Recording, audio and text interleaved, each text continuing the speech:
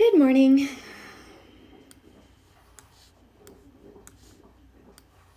How are ya?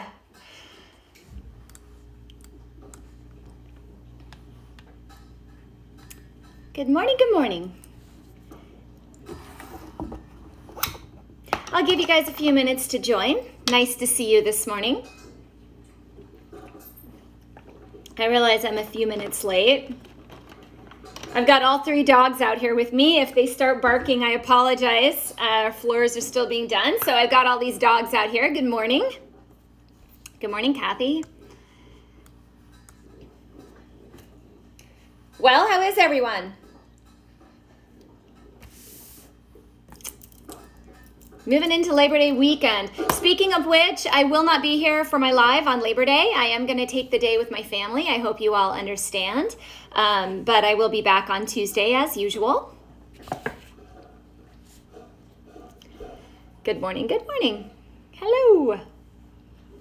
All right, so I believe it's Wednesday, or is it Thursday? It's Thursday. Oh my goodness. Moving right through the week, right? Happy to see it into a Labor Day weekend. I hope many of you have some good plans, spending some time with the people you love. Oh, it's still very hot here. It's going to get that hot again in Arizona. So I am Dr. Tricia Pingle. This is your morning checkup, and today we're going to talk about a condition that actually affects a lot of you, and you may not be aware of it. Probably one of the most underdiagnosed conditions that I see in practice, hands down, and it is SIBO. Have you guys heard of SIBO?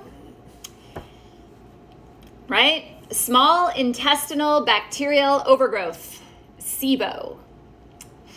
So SIBO is a tough one to treat. And the reason being is that it's really hard to diagnose at times as well, because sometimes depending on which ones are overgrowing or not overgrowing, the therapies change. You know, diet impacts it so severely. And then if you have an overlapping IBS, it can really become kind of a hairy situation to treat. But I want to talk about it and make you aware of it, because a lot of you may have it and not be aware. Okay, so some of you have heard of it, SIBO. It's not easy. All right, so as you know, we do have bacteria in our gut. Now, most of us think about bacteria in the colon, but we do also have bacteria in our small intestine. In fact, they play a lot with nutritional status as well. So when that overgrows, that causes problems. So that's what we're going to talk about. SIBO, small intestinal bacterial overgrowth. All right. Okay, so once again, just to review for some of you that have talked about bacteria or been here in bacteria lives, we have bacteria that are beneficial to us and we have bacteria that aren't. It's a symbiotic relationship, okay? So there's bacteria in our body that actually helps us stay healthy, protects our immune system, makes, vitamins, like vitamin K is made from bacteria. So Candida is a yeast, Corey. A little bit different, although I've seen people obviously with Candida overgrowth in addition to SIBO. SIBO's looking usually more at bacterial in the small intestine, not to say that yeast can't be overgrowing as well. Usually if there's a Candida overgrowth, there's probably a bacterial problem too. Why? Because those bacteria help keep Candida at bay. Typically, I see Candida more in the lower part of the intestine though. So let's talk about what SIBO is. We're going to talk about the causes of SIBO, the symptoms of SIBO, and why is it so underdiagnosed? That's another interesting question, right? We're going to answer that. How do we diagnose it, and what can we do? What do you need to talk to your doctor about? Those are our topics today, okay? All right. So I'm going to talk about the 6 most common questions. So let's talk about what SIBO is. So SIBO, which is small intestinal bacterial overgrowth, is as simple as you just have too much of a certain bacteria in your small intestine, okay? And this occurs when there's a disruption to the mechanisms that control the amount of bacteria that live there. So, for example, if you have a lot of inflammation in the gut, leaky gut, Crohn's disease, celiac, irritable bowel syndrome for long periods of time, it can cause inflammation and can change the flora in our body. You see it also, antibiotic use, poor digestion, stress, those types of things, okay? So it's highly regulated. Okay, the small intestine is highly regulated. It needs just the right balance. And when that gets thrown off, it can cause a lot of problems. Okay, so what can cause this overgrowth, right? Because we're naturally built to have the right bacteria at the right time, unless we screw it up, right? If we start taking tons of antibiotics, we have a really poor diet, we have a lot of stress, we're not recognizing signals that we're not healthy, we can make it worse. But typically, when we first come into this world, we have the right amount of bacteria for the most part, right?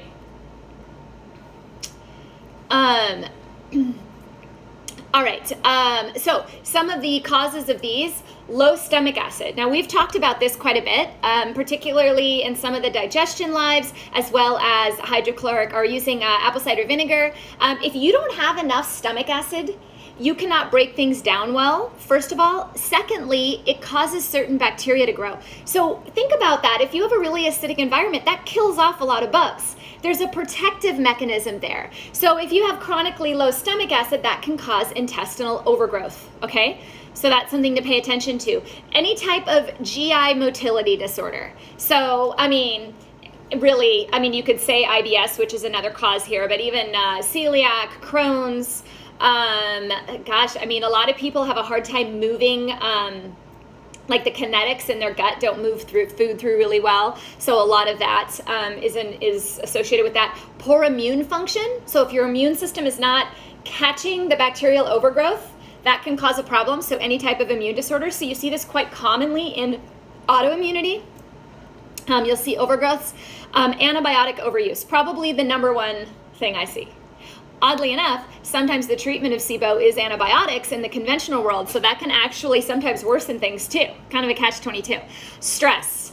If you are under chronic stress and you are always running from that bear, you will not digest your food or maintain your immune system or maintain your bacterial flora normally. Okay? Stress is huge.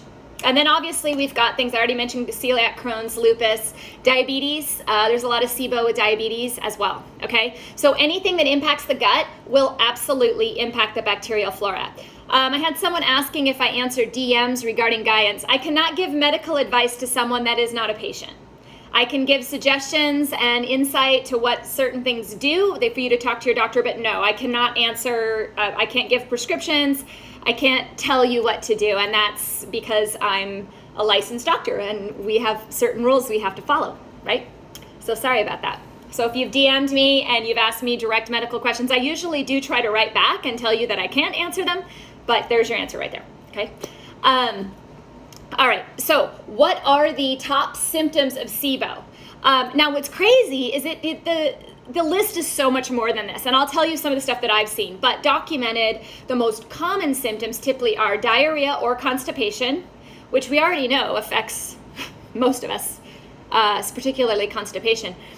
Bloating and distension. That's probably the most common thing I see as the SIBO becomes more progressed, is just this constant bloat, and it doesn't seem to matter whether you've eaten or not. So there's a difference. If you've eaten food and then you bloat, and then it goes away after you've digested it, typically there's some trouble breaking food down, and I usually look at low stomach acid, lack of enzymes. Now, if you don't correct that, you will also start to get bloating in between meals as well, and typically that tells me that there's an overgrowth issue. So typically I would start looking at SIBO. So you want to catch those poor digestion stuff before it becomes SIBO, right? Always looking ahead, right? People say, why do you make me take enzymes? I'll just deal with it. I'm like, no, you need to, because if you don't, we're going to end up with problems with the bacterial, right? Bacterial flora. Flatulence. Those of you that have a lot of flatulence need to look at your bacterial flora, both small intestine and large intestine, okay? Because most bacteria, by the way, many bacteria, they're the ones that sometimes create the gas, so they let off gases. So if certain ones overgrow, often the gas will become more apparent. Abdominal discomfort, just a constant soreness, or like, discomfort. That just doesn't feel right. Fatigue. As you progress along, any bacterial flora that's off can absolutely impact your energy. Okay, so fatigue is common. Nausea, whether you eat or not eat, that's another common symptom. And then unexplained or unintended weight loss. Now, I don't see this as much until the later stages, but think about this. If you're bloating, you may see that as a weight gain, but it may just be air. You know, it may just be problems with flatulence and such that aren't coming out. So it may look like a weight gain, but it may not be. So I've kind of see it go both ways there. The other things I've seen that are not listed in research as common, although I've found them to be common, skin rashes, psoriasis patches, eczema, allergies, headaches. I've seen changes in menstrual cycles. I think from just toxicity. Let's see, what else have I seen? Definitely candida overgrowth, as mentioned earlier. Anytime you have a symptom where you're like, I don't know where this is coming from, if you also have some sort of bloating, digestion issue down there, I would definitely ask to be tested for SIBO, and I will talk to you about how to do that. Okay? All right. So why is SIBO so underdiagnosed? Why is it that 20%, scientific studies have found that 20% of healthy asymptomatic people may actually have SIBO already? Okay, now that makes a big deal because if you have bacterial flora that's off, that's going to impact your immune system. That's going to impact the way you digest food. That's going to impact your neurotransmitters and your hormones and all of that. So then what happens is because you don't have the direct symptom, it gets missed. And then you start to have those fallout symptoms and you treat those, but you never find the cause. So that's crazy. So why is that? Why is it that we don't check for it, right? So at first, SIBO was originally believed to impact only a limited number of people, okay? But more recent findings are finding quite the opposite is true. Scientific studies have found that 20% may have SIBO, but that lack of symptoms is not the only reason that it's underdiagnosed. The problem is that SIBO's symptoms are very closely related to the symptoms of irritable bowel syndrome, right? So what they're thinking is that people are getting diagnosed with irritable bowel syndrome, right? But it's actually SIBO because it causes the same symptoms. Now, we've talked before about irritable bowel syndrome and how there's no real treatment, right? Except antidepressants and diet modification, right? And a lot of the times it doesn't necessarily get any better, it's just controlled. Okay, so because there's no way to officially say you have irritable bowel syndrome because it's a syndrome, all it means is you bloat, you have gas, you have diarrhea, constipation. It doesn't tell you why. Typically, they think it's related to stress. Well, I just told you that chronic stress will also cause SIBO, so there's an overlap, right? So many of you who have been diagnosed with irritable bowel syndrome should be evaluated for SIBO, okay? One study found that out of about 200 patients, almost 80% met the criteria for IBS, but also showed positive test results for SIBO. 80%. So if we take the people with IBS, which is essentially 11%, I think, of our world population, and we said 80% of those may also have SIBO, wow, that's a lot, right?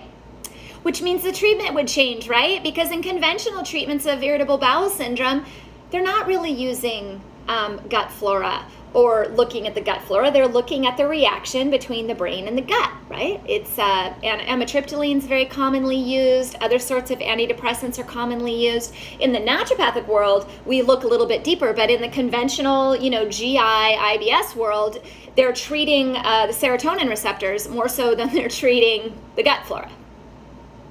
You guys with me? You guys all went quiet, which is not normal.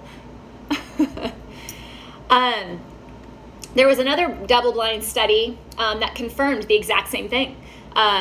They revealed that while only 20% of the healthy volunteers showed test results positive for SIBO, the number for those that had also been diagnosed with IBS was 84%, also had SIBO. Crazy.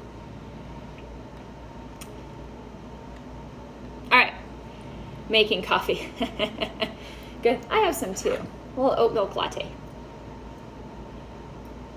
in my boss mug. All right. How do we diagnose SIBO then? What do you do? First of all, if you go to a GI doctor, you see a gastroenterologist, they do know how to diagnose SIBO. They do have the skill to do so. They have the tests available, so it is not unknown, okay? I think mostly unknown is that it's just not thought of right away.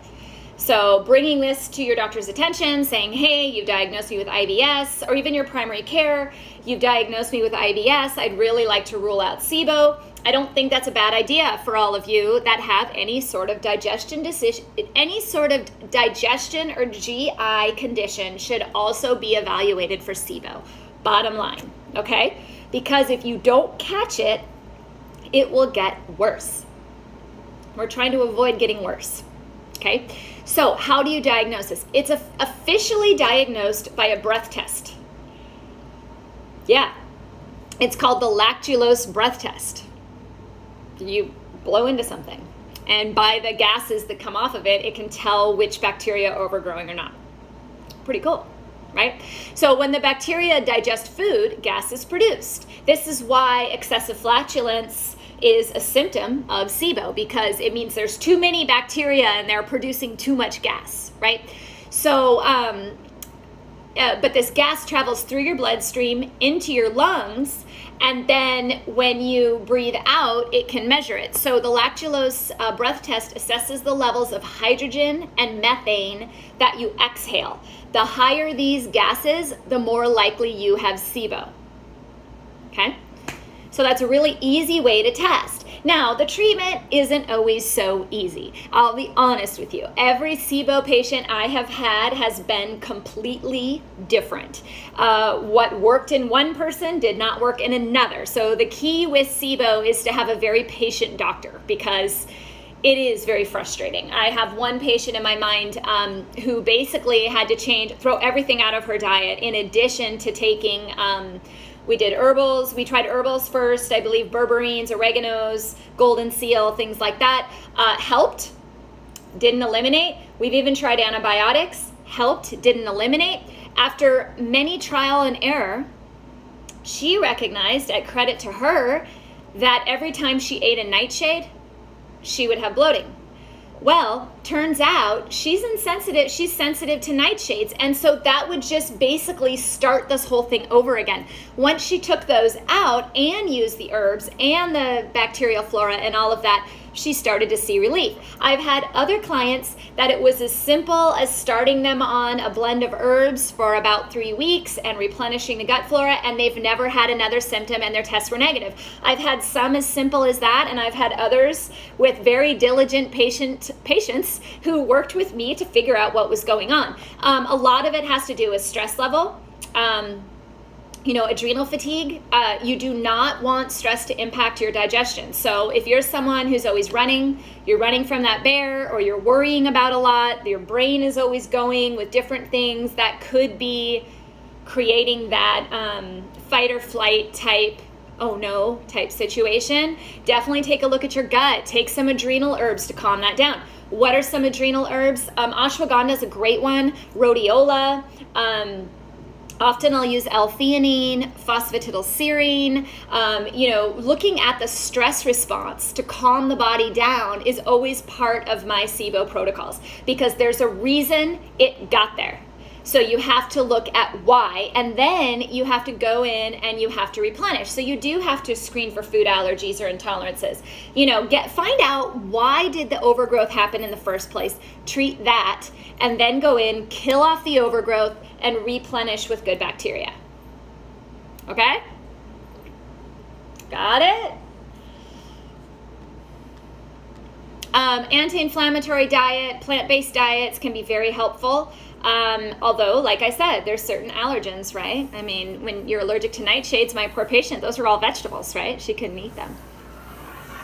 So, you have to kind of look at the cause. But there are a lot of studies that show that more plants in your diet create a positive shift in bacterial flora. Okay, so, that's how we feed them. You want to feed the right bugs. So if it can be narrowed down as to what bacteria are causing a problem, then you can feed the bacteria that oppose that. So, for example, lactobacillus take care of candida. So if you're someone who has a yeast overgrowth, you need to make sure that you're feeding the lactobacillus. So there's different bacteria that feed different bugs to kill off. Kind of cool. It's very symbiotic. We're the ones that screw it up.